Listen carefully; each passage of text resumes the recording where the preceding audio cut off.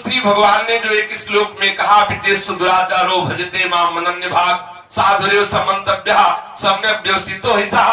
अगर कोई दुराचारी से दुराचारी भी अनन्य भक्त होकर मेरा भजन करता है तो उसको साधु ही मानना चाहिए, कारण कि उसने निश्चय बहुत अच्छी तरह से कर लिया है कि अब मेरे जो कुछ भी है श्री कृष्ण ही है।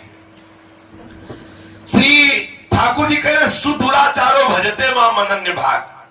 जो सुष्ट दुराचारी, सांगोपांग दुराचारी, दुराचार करने में कोई कमी नहीं रखता, सांगोपांग जैसे उपासना ऐसे सांगोपांग दुराचारी, तो दुराचार का अंग उपांग सहित आराधन करने वाला दुराचारी, ऐसा दुराचारी, और वो अनन्य भाग होकर मेरे भजन में लग जाए तो निश्चित वो महात्मा हो जाता है, उसका उद्धार हो जाता है।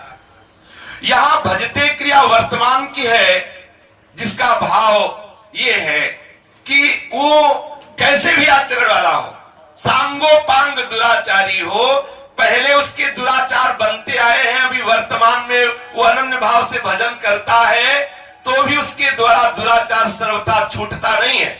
जैसे ब्रेक लगाई जाए तो ये थोड़ी कि उसी समय गाड़ी रुक जाए, कुछ घसीलती है। जब निश्चय हो गया कि मैं बहुत गलत हूं, अब मुझे ऐसी गलतियां नहीं करनी चाहिए, भजन करना चाहिए, वो जो हमने स्वभाव में बर्ताव किया है, जो हमारे हृदय में बार बार विषयों के प्रति आकर्षण हुआ है, जो हमारे बार बार गंदे भाव हुए, वो तुरंत थोड़ी रुक जाएंगे। ना चाहते हुए भी बरबस दुराचार की क्रियाएं उससे बनेंगी वर्तमान में भी। कोई बताओ, इतने लोग अपने बैठे हुए हैं, कौन ऐसा है जो नहीं चाहता अभी श्री कृष्ण मिल जाए? कौन ऐसा है जो चाहता हो कि प्रभु के विरुद्ध हमारे आचरण हो? लेकिन ईमानदारी से हृदय में हाथ रख के भगवान सच्चिदानंद में श्री कृष्ण को साक्षी करके बोलिए, क्या ऐसा है कि जब से हम शरणागत हुए हमारे द्वारा दुराचार की प्रवृत्ति ना हुई हो, सोच ना हुई हो, क्रियाएं ना हुई हो? आप देख लो। क्यों? तो क्या आप चाह रहे हैं? क्या नहीं? फिर क्यों हुई? बस वो घसीलती जा रही गाड़ी, अब वो ब्रेक तो लग चुकी। जैसे एक बड़ा वृक्ष है और वो आंधी में जड़ से उखड़ जाए तो उखड़ जाने पर भी महीनों हरा दिखाई देता है, यद्यपि उसका जड़ से संबंध नहीं रह गया पृथ्वी से, फिर भी वो हरा भरा दिखाई देता है।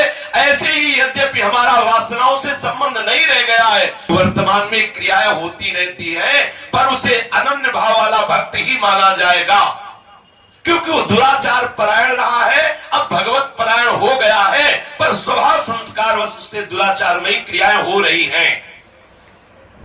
ये थोड़ा तर्क से परे की बात है, इसमें तर्क तब करे जब पहले हृदय की बात देख ले। लोग तर्क कर बैठते हैं बुद्धि की बात से, बुद्धि की बात। अब मान लो खड़े होकर कोई तर्क करे कि ऐसा वैसा कैसे, तो छाती में हाथ धर के देखो तुम कैसे। क्या तुम ये बात जो तर्क कर रहे हो नहीं जानते? अगर जानते हो तो फिर ऐसा क्यों?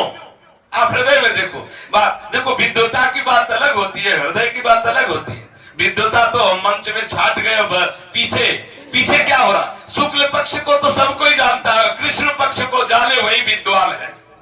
जो दूसरों के कृष्ण पक्ष को देखता है वो तो अज्ञानी, जो अपने कृष्ण पक्ष को देखता है वही विद्वान है, वही ज्ञानी है। जब अपने कृष्ण पक्ष को देखोगे तो चिल्ला चिल्ला कर रोगे और कुछ नहीं बोल पाओगे। अपार कृपा, अहेतु की कृपा, केवल यही निकलेगा।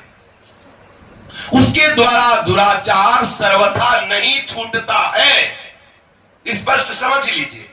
उसके द्वारा दुराचार सर्वथा नहीं छूटता है। कभी कभी किसी परिस्थिति में पूर्व संस्कार वश उसके द्वारा वो पाप की क्रिया हो जाती है, जो उसके स्वभाव में, जो उसके संस्कार में, जो पूर्वाभ्यास से होती चली आई है, ना चाहते हुए भी। तो ऐसे को भी, ऐसी अवस्था में भी उसे भगवान का अनन्य भक्त ही माना जाएगा, ये सिद्धांत। इसीलिए तो भगवान की भक्ति सर्वोपरि है, इसीलिए नामे भक्ता प्रणश्यति। कारण अब उसका लक्ष्य, उसका ध्येय अन्य का नहीं रहा, उसका लक्ष्य धन संपत्ति आदर सत्कार सुख आराम आदि प्राप्त करने का नहीं। अब उसका एकमात्र लक्ष्य है मुझे श्री कृष्ण मिले, पर क्या करे? जन्म जन्मांतरों का संस्कार, भोगों का संस्कार, वासना उसको जबरदस्ती खींच के बलात् वैसी क्रिया करा देती है, तो उसको अभक्त नहीं कहा जाएगा, उसको प्रभु का अनन्य भक्त ही कहा जाएगा। इसी बात को श्री ध्रुवदास जी ने भजन सत लीला में कहा है, यद्यपि भक्त अनन्य जो विषय इंद्रियन बस होए, कर्मठ कोट जितेंद्रियन ते समलायन कोई। उस भक्त की बराबरी करोड़ों जितेंद्रिय कर्मकांडी नहीं हो सकते, क्योंकि जितेंद्रिय कर्मकांडी को अपने कर्मों पर विश्वास है, कर्मों का भरोसा है, और जितेंद्रिय को अपनी जितेंद्रियता का भरोसा है, लेकिन उसको श्री कृष्ण का भरोसा है। ये खास बात।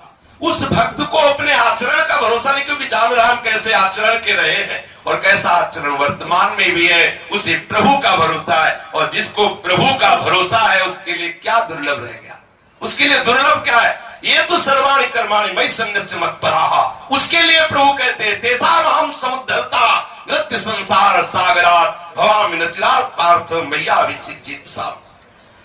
यहां शंका ये होती है कि ऐसा दुराचारी अनन्य भाव से श्री हरि के भजन में कैसे लग सकता है?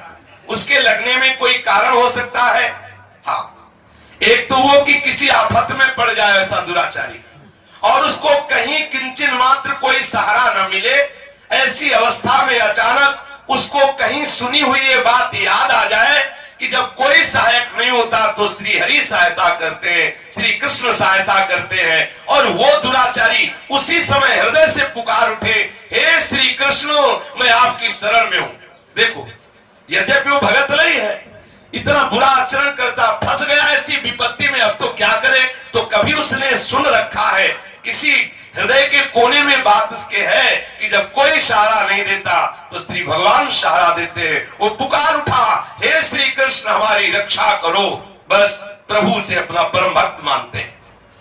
कभी कभी ऐसी वायुमंडल में वो दुराचारी पहुंच जाए जहां बड़े बड़े संत महात्मा विराजमान हो, जो भगवत प्रेम में उन्मत्त हो, तो उस वायुमंडल में पहुंचने से, उन संत महात्माओं के दर्शन से, उन संत महात्माओं के संभाषण से, उन संत महात्माओं के उस वायुमंडल में पहुंचने से महादुराचारी के भी हृदय में श्री कृष्ण के प्रति रुचि प्रकट हो जाएगी, श्री कृष्ण के प्रति शरणागति का भाव आ जाएगा। जैसे वाल्मीकि जी, अजामिल जी, सदन कसाई आदि ये बड़े बड़े पापाचरण से जो युक्त हैं, ये संतों के संग से भक्त बन गए।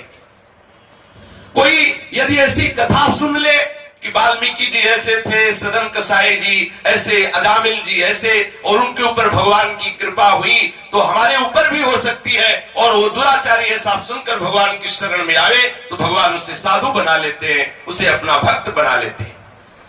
या कोई प्राणी ऐसी आफत में आ जाए जहां उसके बचने की कोई संभावना न हो, पर वो बच गया, और उस बचने में वो देखे कि मुझे सिर्फ भगवान ने बचाया। ऐसी घटनाएं आती हैं संतों के जीवन में, वो ऐसी घटनाओं में फिर महान साधु बन जाते हैं। देखा कि अरे मैंने तो पुकारा भी नहीं और ये मैं बच गया, किसने बचाया? बोले सिर्फ श्री कृष्ण ने बचाया। बस उसके हृदय में भावधारा बहने लगती है प्रभु के प्रति, वो ऐसा विलक्षण भक्त बन जाता है कि भगवान को बहुत प्यारा हो जाता है। किसी संत के दर्शन से पतन करने वाले दुष्कर्मों से घृणा हो जाए, कोई संत उसे फटकार दे, कोई संत उसे डांट लगा दे, कोई संत के किसी क्रोधावेश का शिकार बन जाए, जैसे नलकुबर मणिग्रीव श्री नारद जी के, जा तेरा, उसका भयभीत होकर भगवान के चरणों में शरण में लग जाए। एक शराब पी रहे थे अपने मित्रों के साथ, तो एक उन्मत्त हुए भगवत चिंतन में फकीर जा रहे थे, संत भगवान जा रहे थे। उन्होंने कहा आओ बाबा पी लो आके। कहा मारे मारे घूम रहे हो? वो तो शराब ही पी रहा था। बोले पीले पीले, 7 दिन में मरेगा, तो 7 दिन में मरेगा। इतना उसे श्रद्धा थी कि संत जो बोलते हो सत्य हो जाता है। इतना कितना भी वो आसुरी प्रवृत्ति का हो, उसमें कोई ना कोई दैवी संपदा रहती है, और कितना भी दैवी संपदा वाला हो उसे ये नहीं मानना चाहिए कि मेरे अंदर आसुरी संपदा कहीं न कहीं बनी ही रहती है। अगर ये माना मेरे अंदर आसुरी संपदा नहीं, तो यही है आसुरी संपदा। अगर ये आप मान रहे हैं कि मेरे अंदर आसुरी संपदा नहीं है, तो ये भी आसुरी संपदा का ही लक्षण है, क्योंकि जरा सा माना कि मेरे अंदर अहंकार नहीं, तो ये भी तो अहंकार की वृत्ति है। जैसे कोई कितना भी पापी क्यों ना हो, उसके अंदर एक न एक वृत्ति पुण्य की रहती है, कोई कितना बड़ा पुण्यात्मा, क्योंकि सुमति कुमति सबके उड़ रहा है, सबके हृदय में सुमति कुमति रहती है। उसके हृदय में इतनी श्रद्धा थी कि संत महात्मा जो बोल देते हो जाता है। और वो गिलास शराब का वहीं ढीला पड़ गया। महात्मा जी तो चले, वो बात बैठ गई। शायद उसके चिंतन से न बैठी होगी तो संत के संकल्प से बैठ गई होगी कि कैसा जीवन नष्ट कर रहा है मदिरा पान करके, उन्मत्त हो करके। वो दिमाग में बार बार चक्कर लगाने लगी बात, 7 दिन में मर जाए। संत तो जो बोलते हैं सत्य होता है, 7 दिन में मृत्यु हो जाएगी। शाम तक तो ऐसा चिंतन बैठा कि नशा तो उतर गया, दूसरा नशा चढ़ गया। जब मरी जाना है तो रात से शराब क्यों पिए, दूसरे दिन शराब नहीं पी। जब मर जाना है तो परिवार वाले किस काम में आएंगे, दूसरे दिन परिवार से मिलना बंद, तीसरे दिन भोजन पानी बंद। अब क्या करें, उसको भगवत चरणारविंद की याद आई। भगवान अब आप हमें बचा सकते हो, क्योंकि मैं बहुत पापी हूँ, दुराचार करने वाला, शराब पीने वाला। हे हरि क्या करूं, बस श्री हरि श्री हरि श्री हरि श्री हरि। 4 दिन और बीते, 7वां दिन पूर्ण तन्मय, न खाना न पीना न बोलना न मिलना। महात्मा जी ने ध्यान के द्वारा देखा, बोले काम हो गया। लौट के आए 7वें दिन, जो ही समीप पहुंचे आंख मुंदे बस श्री हरि श्री हरि श्री हरि। महात्मा जी ने स्पर्श किया, उठ, आंख खुला। बोले पिलाएगा? अरे बोले बाबा ये बताओ, तुम कह रहे थे 7 दिन में मर जाओगे, तो कितने क्षण बाद मरना है? बोले अब तुम अमर हो गए। हमने जिसको कहा था मर जाओगे वो मर गई, जिस शराब में तुम बोल रहे थे वो मर गई। बेटा जो भगवत चरणारविंद का आश्रय ले लेता है, जो भगवान नाम का आश्रय ले लेता है, वो अमर हो जाता है। उसी दिन से वो साधु बन गया, उसी दिन से उसके हृदय में भक्ति। यदि किसी संत महात्मा का दर्शन हो जाए, कोई संत महात्मा उससे क्रोधित हो जाए, कोई संत महात्मा डांट फटकार लगा दे, उसकी दृष्टि में चढ़ जाए, तो भी वो दुराचारी महात्मा बन सकता है। वर्तमान में भी दुराचार करने वाला यदि भगवत चरणारविंद का आश्रित है तो भगवान कृपा करके उसे साधु बना देते। शेष चर्चा आगे। श्री राधा वल्लभ